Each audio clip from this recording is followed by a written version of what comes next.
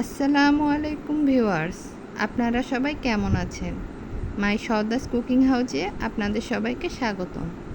আজ আমি আপনাদের তৈরি করে দেখাবো কিভাবে প্রেসার কুকারে ক্যারামেল পুডিং তৈরি করবেন। তো চলুন আর কথা না বাড়িয়ে পুডিংটা ঝটপট তৈরি করে নিই। পুডিং তৈরি করার জন্য প্রথমেই আমি ক্যারামেল তৈরি করে নিব। আমি যে পাত্রে পুডিং তৈরি করব সে পাত্রেই ক্যারামেল তৈরি করে নিচ্ছি। এখন আমি 2 স্পুন চিনি দিয়ে দিলাম। আমি এতে কোনো পানি ব্যবহার করব না। এখন আমি চুলার তাপমাত্রা লোতে রেখে চিনি গলিয়ে নিব। দেখুন আস্তে আস্তে চিনি গলতে শুরু করেছে। এ পর্যায়ে আমি একটি চামচ দিয়ে নাড়াচাড়া করে নেব। যখন চিনি গলে এরকম ব্রাউন কালার হয়ে আসবে তখন আমি চুলাটা বন্ধ করে দিব। এখন বাটিটা এভাবে ঘুরিয়ে আমি ক্যারামেলটা সেট করে নেব। বাটির গরমে ক্যারামেলটি অনেকটা ঘন হয়ে আসবে। ক্যারামেলের কালারটি বেশি পুড়িয়ে ফেলবেন না, তাহলে তিতা লাগবে।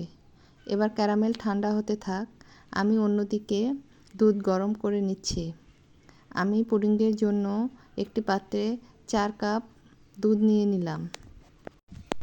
এখন মিডিয়াম টু হাই হিটে আমি দুধ জাল করে নিব। দুধ যখন ফুটে আসবে তখন আমি তাতে চিনি অ্যাড করব। আমি এখানে 4 কাপ দুধের জন্য 1/4 কাপ চিনি অ্যাড করছি। আপনারা আপনাদের পছন্দ মতো চিনি বাড়িয়ে বা কমিয়ে নিতে পারেন। তবে পুডিংয়ে বেশি মিষ্টি খেতে ভালো লাগে না। এখন আমি 4টি সাদা এলাচ দিয়ে নিলাম একটু ফ্লেভারের জন্য। দুধ ঘন হয়ে যখন 1/3 কাপের মতো হবে তখন চুলাটি বন্ধ করে দেব আর দুধ ঠান্ডা হতে রেখে দিব। এখানে আমি 2টো ডিম ভেঙে নিচ্ছি। ডিমগুলো কিন্তু রুম টেম্পারেচারে থাকতে হবে। ডিম যদি নর্মাল ফ্রিজে থেকে থাকে তাহলে আধা ঘন্টা আগে বের করে রাখলেই হবে। আমি ডিমে কয়েক ফোঁটা ভ্যানিলা এসেন্স দিয়ে দিলাম। ভ্যানিলা এসেন্স দিয়ে ডিম ভালো করে ফেটিয়ে নিতে হবে। ভ্যানিলা এসেন্স দিলে ডিমের যে একটি আষ্টি গন্ধ তা আর লাগবে না। ডিম যত ভালো করে ফেটাবেন ততই পুডিংটা মসৃণ হবে, তাই ভালো করে ডিমটি ফেটিয়ে নিতে হবে। এবার ডিমটি সাইডে রেখে দুধের প্যানটি নিয়ে নিব। দুধ অবশ্যই ঠান্ডা করে নিতে হবে।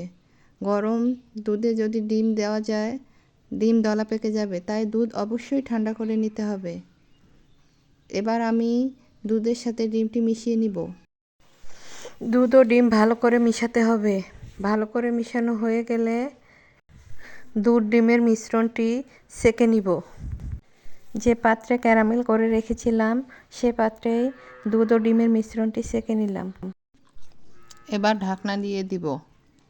এবার একটি ফিতা নিব। এই ফিতা দিয়ে বাটিটাকে আমি বাঁধবো যাতে প্রেসার কুকারের ভিতরে বাটিটা ঢুকিয়ে দিতে বা গরম অবস্থায় বের করতে সুবিধা হয়। দেখুন আপনারা আমি কিভাবে বাটিটাকে বাঁধছি।